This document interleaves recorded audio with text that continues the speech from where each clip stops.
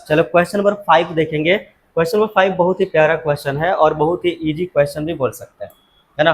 ज़्यादा कोई tough question है नहीं ना, बहुत से सिंपल सा क्वेश्चन है। चलो देखते हैं क्वेश्चन नंबर 5 कहना क्या चाह रहा है भाई। तो देखो मेन चीज़ है क्वेश्चन को समझना, है ना। मेन चीज़ क्या होता है, क्वेश्चन को समझना, और इसके बाद जैसे क्वेश्चन बोला है उसके अकॉर्डिंग हम लोग उसका पिक्चर बनाते चलेंगे और इसके बाद उसको सॉल्व कर देंगे, है ना। बहुत सिंपल सी बात है कि सबसे पहले क्या करना है कि क्वेश्चन जैसा बोलेगा उसके अकॉर्डिंग हम लोग पिक्चर बनाएंगे क्वेश्चन का, और इसके बाद उसको सॉल्व करेंगे, है ना। क्वेश्चन नंबर 5 अगर देखें तो क्वेश्चन नंबर 5 देखो यहाँ पे लिखा हुआ है, a kite is flying at a height of 60 metre above the ground. एक काइट है, काइट मतलब जानते हैं पतंग, पतंग उड़ाया जा रहा है, पतंग उड़ रहा है ना, ग्राउंड से 60 मीटर हाइट पे, है ना। ग्राउंड से कितना मीटर के हाइट पे उड़ रहा है भाई, 60 मीटर। तो सिंपल सी बात है कि ग्राउंड से अगर 60 मीटर के हाइट पे है तो उस काइट का पॉइंट तो हम लोग लोकेट कर ही सकते हैं, है ना। मान लेते हैं कि एक ग्राउंड का पोजीशन है, एक ग्राउंड है और इस ग्राउंड का 60 मीटर हाइट, ये चीज मान लेते हैं। ग्राउंड से 60 मीटर हाइट, हाइट का मतलब ऊंचाई पे ना। तो मान लो अगर एक ग्राउंड है तो इस ग्राउंड का 60 मीटर हाइट, ग्राउंड को अगर मान लिया जाए कि यहाँ पे ए है और इसको मान लेते हैं क्या चीज बी। तो अब बताइए ग्राउंड से कितना मीटर के हाइट पे है, 60 मीटर। पहला चीज बोल रहा है कि एक पतंग है भाई, एक काइट है जो ग्राउंड से 60 मीटर के हाइट पे उड़ रहे हैं, ठीक है। चलो आगे बढ़ते हैं।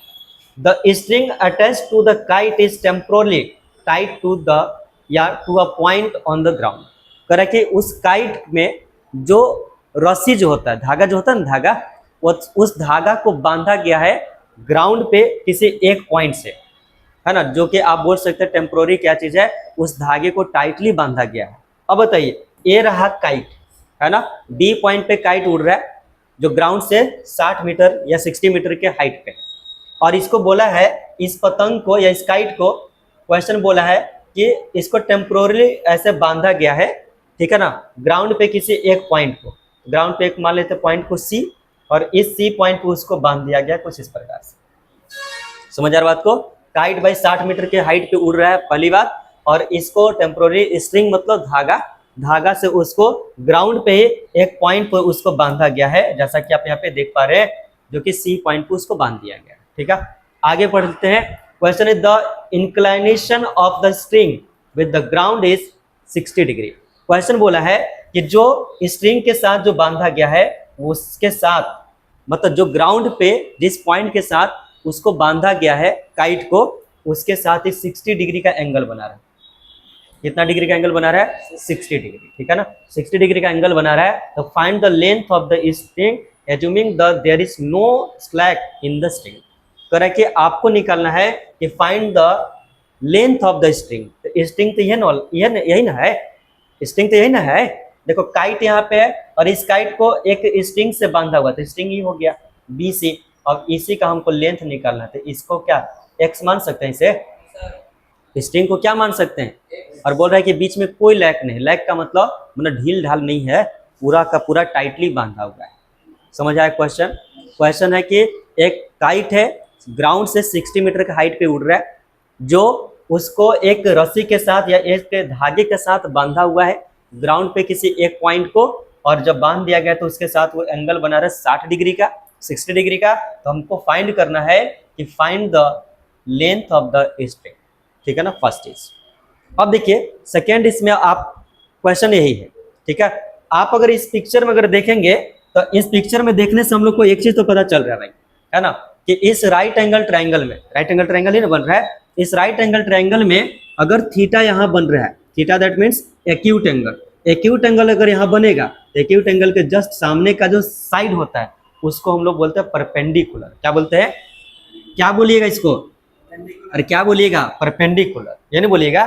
दूसरा चीज, अब देखो दूसरा चीज, इस पॉइंट की अगर बात करते हैं यहाँ पे बी और सी, बी और सी, बी और सी अगर इस ट्रायंगल का साइड की अगर बात करें तो देखो बी और सी 90 के सामने ही साइड बन रहा है क्या, 90 के सामने, और 90 के सामने का साइड को बोलते हैं हाइपोटेनस। क्या बोलते हैं, तो बताओ इधर क्या दिया है बताइए P, और हमको निकालना क्या चीज है H।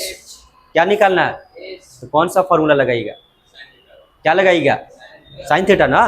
तो सिंपल सी बात है, हम लोग लगाएंगे फॉर्मूला कौन सा, साइन थीटा का। कौन सा फॉर्मूला लगाएंगे, निकल जाएगा, फाइंड कर लेंगे आप लोग। तो सबसे पहले क्वेश्चन में जो चीज गिवन है उसको लिख लीजिए भाई, ठीक है ना। सबसे पहले क्या लगा दीजिएगा, क्वेश्चन में जो गिवन है पहले उसको लिख लेना है, ठीक है ना। चले भाई, क्वेश्चन में गिवन भी लिख सकते हैं, या फिर आपको बताए थे कि क्वेश्चन में जो पूछेगा सबसे पहले उसको लिखिए, है ना। क्वेश्चन में जो पूछेगा सबसे पहले उसको लिखना है। तो देखिए इसको सॉल्व कैसे करेंगे, सॉल्व करना बहुत ईजी है ना। सॉल्व अगर करेंगे इस क्वेश्चन को तो लिखेंगे कि लेट द लेंथ है ना, पूछा है यही ना, लेट द लेंथ है ना, let the length of string है ना, लेट द लेंथ ऑफ क्या लिखेगा, स्ट्रिंग। स्ट्रिंग का लेंथ क्या कौन सा बताइए, BC, यही ना है BC। और BC को हम लोग क्या मान लिए है, x, तो लिख देंगे x मीटर। क्या मानेंगे, ये ना लिखेंगे। Let the length of the string, string का लेंथ नहीं पता है, क्वेश्चन में पूछा है कि find the length of the string.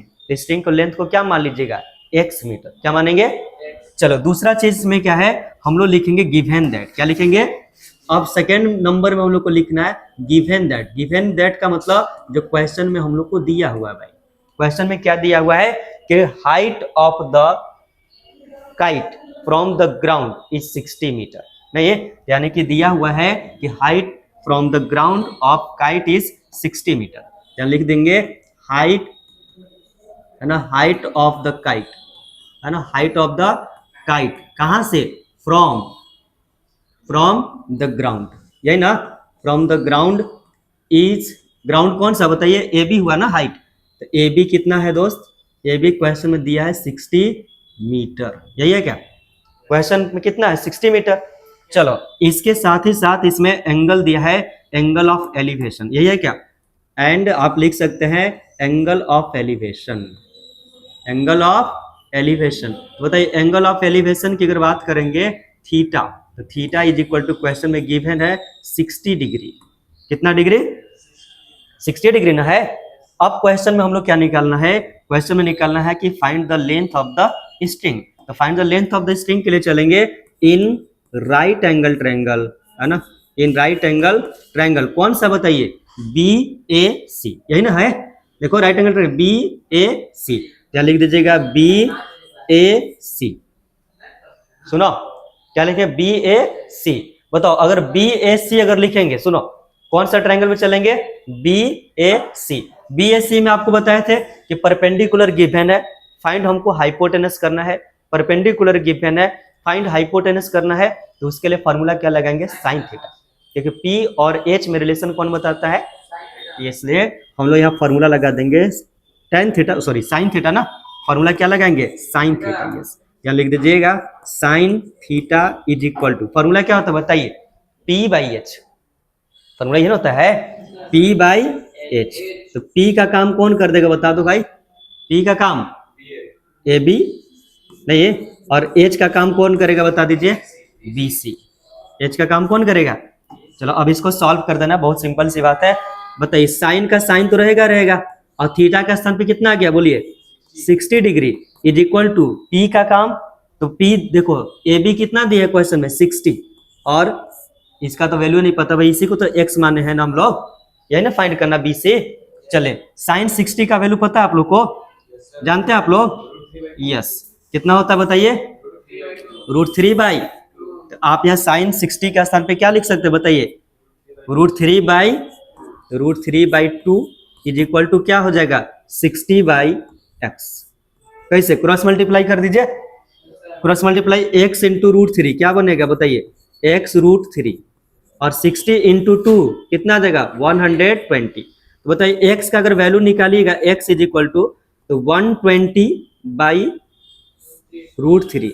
अब आपको बताए थे कि कोई भी अगर नंबर आता है तो उसका डिनोमिनेटर में इरेशनल नंबर को नहीं रखना है, इरेशनल नंबर को नहीं रखेंगे, इसके लिए हम लोग इसको रेशनलाइजिंग कर देंगे।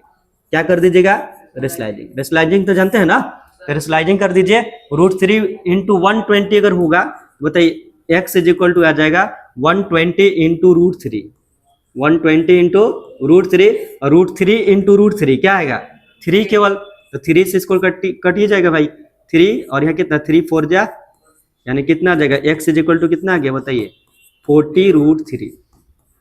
और ये क्या में आंसर आ जाएगा, इसलिए आप यहाँ पे लास्ट में लिख देंगे hence the length of the string is 40√, बन जाएगा। चलिए फटाफट लिख लीजिए। कोई दिक्कत, किसी को डाउट है क्या इसमें? चलो भाई बहुत ही बढ़िया, फटाफट लिख लीजिए, ठीक है। इसको ऑफ करो।